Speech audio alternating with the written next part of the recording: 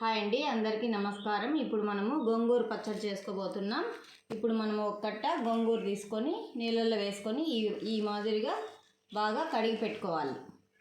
దానికి కావాల్సిన పదార్థాలు: ధనియాలు, శనగబేడలు, ఉద్దులు, జీలకర్ర, ఇంగువ, సాసవులు, ఎర్రగడ్డలు, పచ్చిమిరపకాయలు, ఒట్టిమిరపకాయలు, కరివేపాకు, తెల్లగడ్డలు, కొత్తిమీర.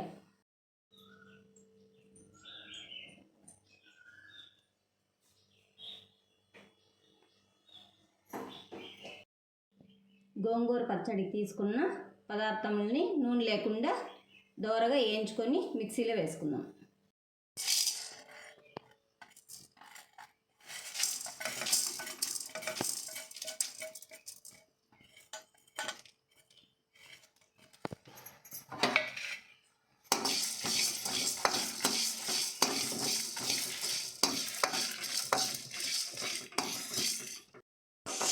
ఇవి దోరగా వేగిపోయాయి.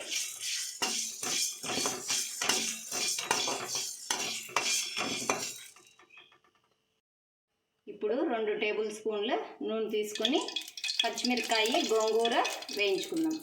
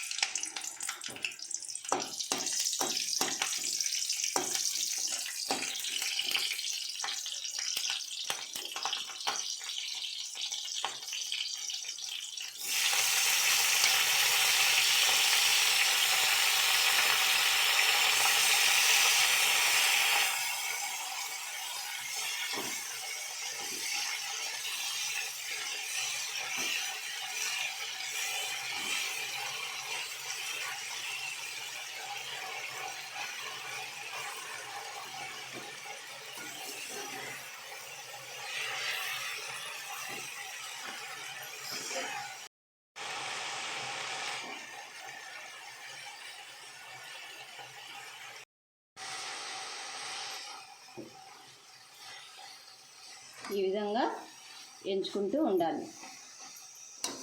నున్నగా అయ్యేంత వరకు ఎంచుకోవాలి. గోంగూర నున్నగా అయ్యే వరకు ఎంచుకోవాలి.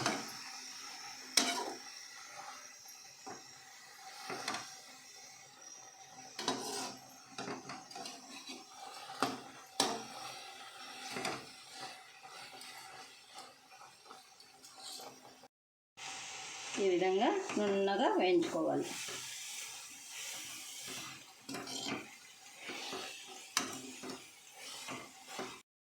ఈ విధంగా నున్నగా వేయించుకొని చల్లారిన తర్వాత మిక్సీలో వేసుకోవాలి. గోంగూర మిక్సీ వేసుకునే ముందు వీటిల్ని నున్నగా వేయించుకొని తర్వాత గోంగూర వేసుకోవాలి. ఇప్పుడు కొంచెము దీంట్లో ఉప్పు వేసుకుందాం.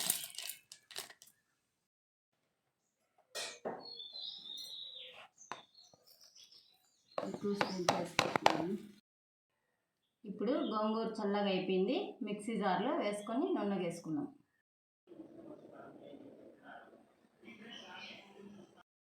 ఇప్పుడు మనము గోంగూర వేయించుకున్న పెనంలోనే 2 టేబుల్ స్పూన్ల ఆయిల్,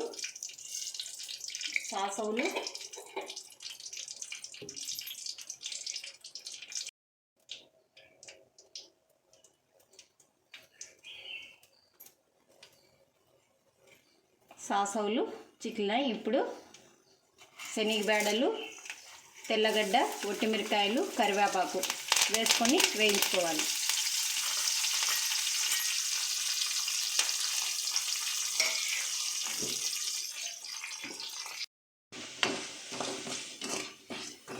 ఇప్పుడు శనగబేడలు, తెల్లగడ్డ, ఒట్టిమిరపకాయ వేగాయి. ఇప్పుడు మనం మిక్సీ చేసి పెట్టుకున్న గోంగూర పచ్చడి పెనంలో వేసి వేయించుకోవాలి.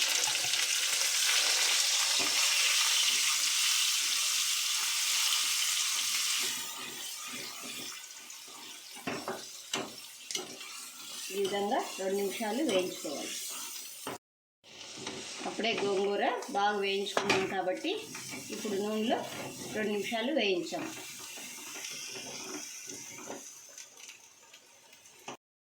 ఇప్పుడు మనము గోంగూర పచ్చడిలో కట్ చేసి పెట్టుకున్న ఎర్రగడ్డలని, కొత్తిమీరను వేసి కలయబెట్టుకోవాలి. ఎందుకంటే పచ్చి ఎర్రగడ్డలు గోంగూర పచ్చడికి వేస్తే చాలా బాగుంటాయి. ఒక 5 నిమిషాలు ఇదే విధంగా కలబెట్టేసి పెట్టేసినామంటే మనం అన్నంలోకి వేసుకొని తింటే చాలా బాగుంటుంది.